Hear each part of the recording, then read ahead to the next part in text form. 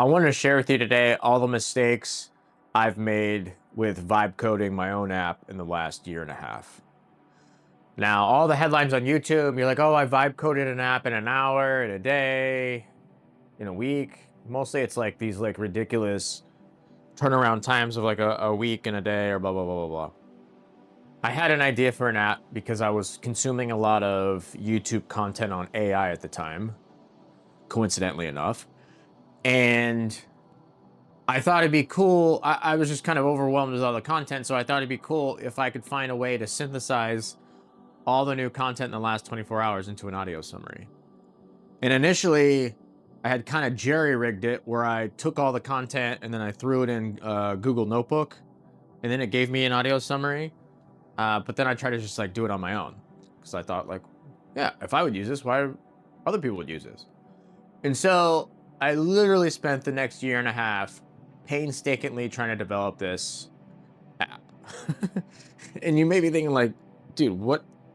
A year and a half? That's insane. What were you doing? And not to get in the weeds, but I didn't know what I was doing, obviously. And I had just started out using Claude just on the chat. I wasn't using any kind of Claude code because it hadn't come out yet. And eventually I moved over to Cursor, which was exponentially better. But I remember I would have to like copy and paste the whole chat to go to a new chat once I hit my context window.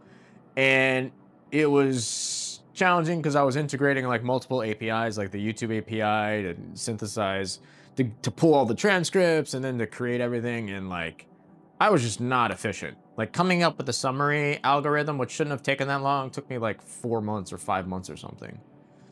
And I think that's part of the reason why I became burnt out at work is because that's all I was working on my free time. I was putting in, 20 hours a week on that. And, it was important for me to launch something because I had talked about doing things before and I hadn't like followed through, entrepreneurially speaking. And so I was committed and it was just, I'm not joking. It was nothing but pain. It was just pure frustration. Like things would work and then they wouldn't work. Granted, I have no background in software engineering or computers. I'm proficient with computers, but no background in like computer science, software engineering, things like that. So it was just like one headache after another. Like it was harder than my dissertation. It was just hard. It was a lot. But I finally got it working. I finally launched the app, and this was about 3 months ago. And then, I started making content for the app, and I still haven't got a paid customer yet. And I'm about to scrap it. I mean, I'm just like, it's really disheartening, but I think, looking back on it, I would have done some things differently. And so, to share with you those mistakes is like, I didn't really honor my own recommendations to what I would say to other people. And I got humbled in the sense that like, I probably should have found a mentor that could have helped me do this rather than spend, hundreds of hours and thousands of dollars in API credit or whatever it was, probably at least a couple thousand. I should have got a mentor of some form. Now, granted, I've had poor experiences with outsourcing to programmers before on multiple times in my life. So I was like hesitant to do that. I didn't want to do that. And so that was my rationale at the time.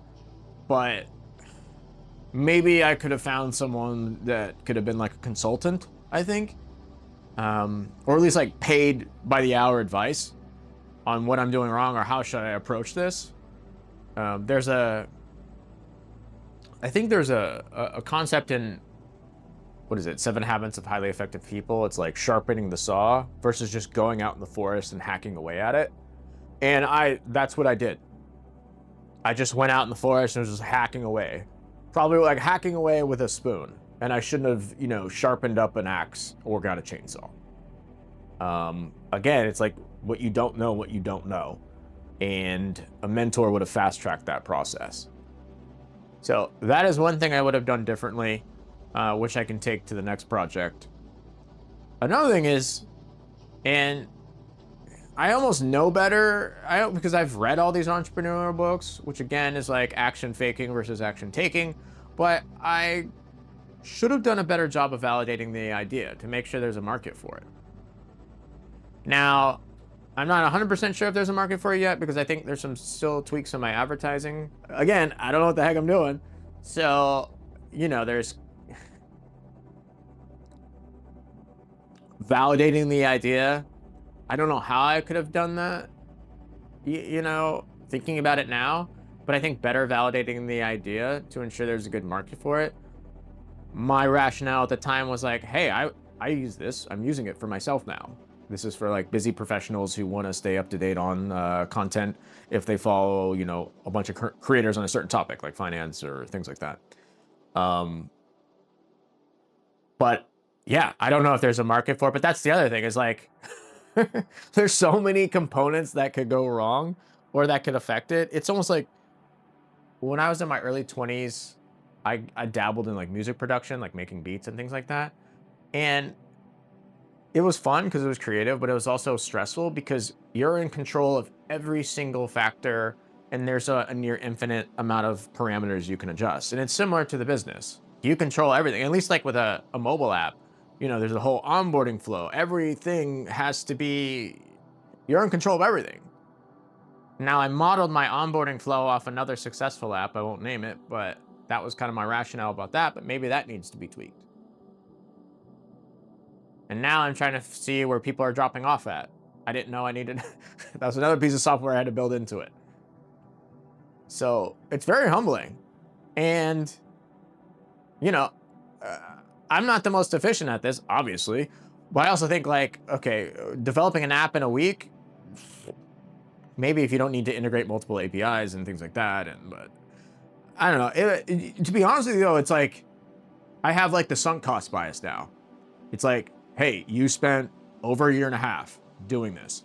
Do you want to scrap it now, or do you want to see this through? But yeah, on one level, I am proud of myself that I executed something.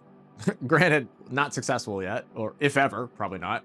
I'm happy I did it, and I know I could do it, but it would be nice to do it more efficiently, and it would be nice to do it more successfully. Now, also, I mean, most businesses don't succeed, and this was really my first executed business. But yeah, it's hard. I complain about having a job. I mean, this is just as hard. You spend a lot of time in that. So I'm a little disheartened. I'm not going to lie. I'm proud of myself, but I'm also a little, disappointed. It's not gaining any customers, which I didn't expect. But, it's nice to get validated, so to speak. And that's, sales are a validation of your product, of your execution, things like that. But yeah, I'm at the point now, I've been making marketing videos and advertising them on some platforms. I'm going to tweak that a bit and see if I can get any traction to ensure my main concern now is like, I want to make sure I can validate the product. Like, did I do my best to validate it or did I do my best to market it? Excuse me. And I want to be able to like see with some sort of accuracy, is there a market for it or not? And if not, I'm going to move on. I don't know if I would develop an app again. It's, like I said, it was nothing but pure pain. I'm going to digress here a little bit, but one of the most read books on my list is Reality Transurfing by Vadim Zeland.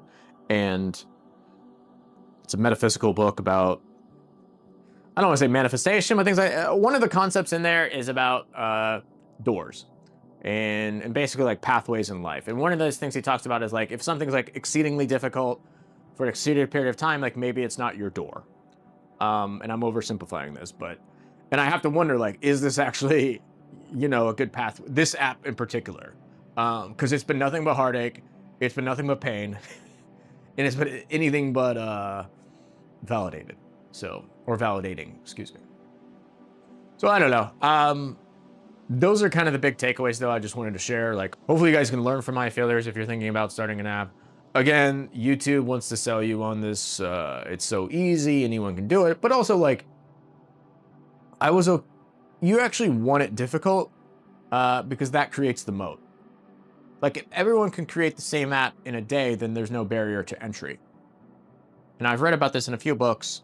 One of them, the I think Million Dollar Fast Lane by MJ DeMarco, great book. But like, you want difficulty. Difficulty is your friend. So I'm okay with difficulty. Um, Now that I think about it, but I think maybe I could have just done it a little bit more efficiently and maybe better validated the idea. But yeah, validate, get a mentor. If you have any thoughts about this or you have any suggestions for me, I'm open to getting better because yeah, this is my, first swing at the bat, so to speak. And, whether this doesn't work out or not, I'm going to try to figure out my next steps and I'll, you know, share with you guys along the way. Thanks.